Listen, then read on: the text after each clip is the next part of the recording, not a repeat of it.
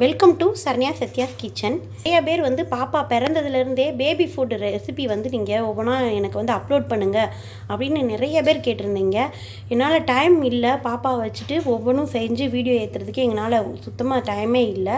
முடிஞ்சளவு எப்பப்போ பாப்பா தூங்குது, சில நேரம் வந்து பாப்பா பார்த்துக்கிறதுக்கு அவங்க அப்பா இருக்கும்போது, அவங்க தாத்தா இருக்கும்போது, இந்த மாதிரி இருக்கும்போது தான் என்னால் செய்ய முடியுது. நானும் அம்மாவும் சேர்ந்து தான் ஒவ்வொரு வீடியோவும் அப்லோட் பண்ணிக்கிட்டு இருக்கோம். அந்த மாதிரி டைம் கிடைக்கிறப்பெல்லாம் உங்களுக்கு சின்ன சின்ன வீடியோவாக நான் அப்லோட் பண்ணுறேன்.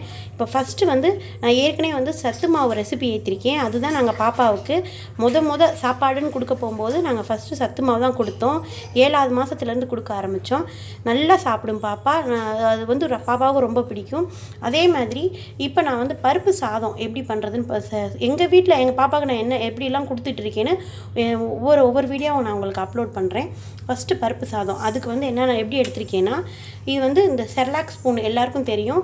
இதில் வந்து 2 ஸ்பூன் வந்து அரிசி, நார்மல் சாப்பாட்டு அரிசி, 1 ஸ்பூன் பாசி பருப்பு, ரெண்டையுமே வந்து நான் வந்து ஒரு அரை மணி நேரம் நல்லா ஊற வச்சுருக்கேன் தண்ணியில். நல்லா 3 தடவை வாஷ் பண்ணிவிட்டு ஊற வச்சுக்கோங்க.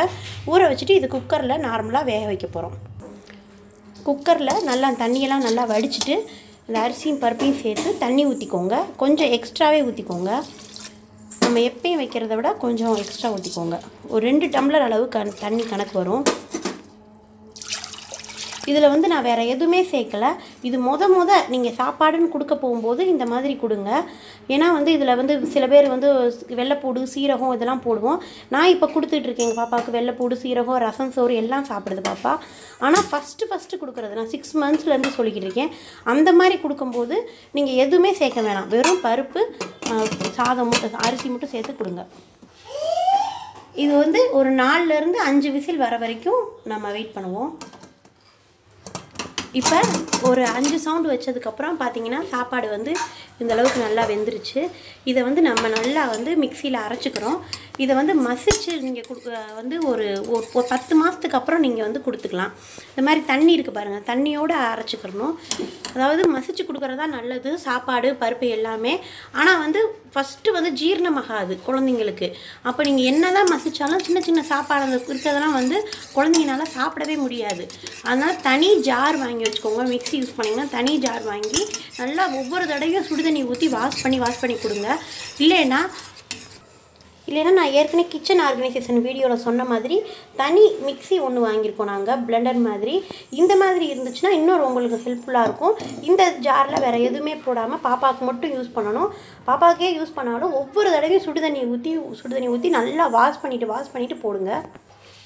இந்த சாப்பாடு வந்து நல்லா ஆறட்டும். ஆறின பிறகு மிக்சியில் நம்ம அரைச்சிக்கலாம்.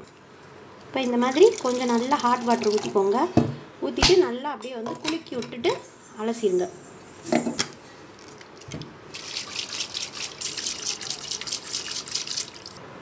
இப்போ நல்லா வாஷ் பண்ணியாச்சு. சின்ன சின்ன இடுக்குகளெல்லாம் நம்ம சாப்பாடு எதுவும் இல்லையான்னு நல்லா செக் பண்ணிக்கோங்க. இந்த மாதிரி ஃபீடிங் பாட்டில் கழுவுறதுக்கு கூட நம்மளுக்கு இந்த மாதிரி சின்ன ப்ரெஷ் கிடைக்கிது பாருங்கள். இந்த மாதிரி ப்ரெஷ்னாலும் நல்லா சின்ன அந்த இடுக்குகளெல்லாம் நல்லா அந்த அப்படி விட்டு கழுவுறதுக்கு நல்லாயிருக்கும். இப்போ சாப்பாடு அதில் சேர்த்துக்கிறோம். இப்போ வந்து நம்ம சாப்பாடு போட்டுட்டு கொஞ்சம் தண்ணி ஊற்றிக்கிறோம். ஃபஸ்ட்டு 1 இயர் வரைக்கும் நம்ம உப்பு, ஜீனி சேர்க்க வேணாம். ஜீனிக்கு பதிலாக வந்து நம்ம ஏதாவது இந்த கஞ்சி இந்த மாதிரி செய்யும்போது பனங்கல்கண்டு, நாட்டு சக்கரை இப்படி சேர்த்துக்கலாம். உப்பு வந்து எதுக்கும் சேர்க்க வேணாம்னு டாக்டர் எல்லாம் சஜஸ்ட் பண்ணுறாங்க. இதுக்கு வந்து ஸ்விட்சு இதெல்லாம் இல்லை, இது அப்படியே ப்ரெஸ் பண்ணி ஆன் பண்ணுறது தான். நம்ம இப்போ வந்து ப்ளக் பாயிண்டில் போட்டுட்டோம். இப்போ இந்த அளவுக்கு நல்லா அரைச்சதுக்கப்புறம் நம்ம வந்து பாப்பாவுக்கு கொடுக்கலாம்.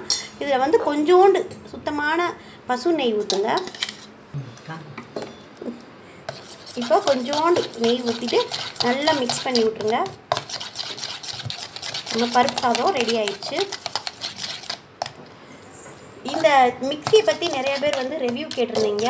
இது வந்து நான் வந்து உங்களுக்கு வந்து தனியாக ஒரு வீடியோ அப்லோட் பண்ணுறேன். இந்த வீடியோ உங்களுக்கு பிடிச்சிருந்தா லைக் பண்ணுங்கள், ஷேர் பண்ணுங்கள், மறக்காமல் சேனலை சப்ஸ்கிரைப் பண்ணி வச்சுக்கோங்க.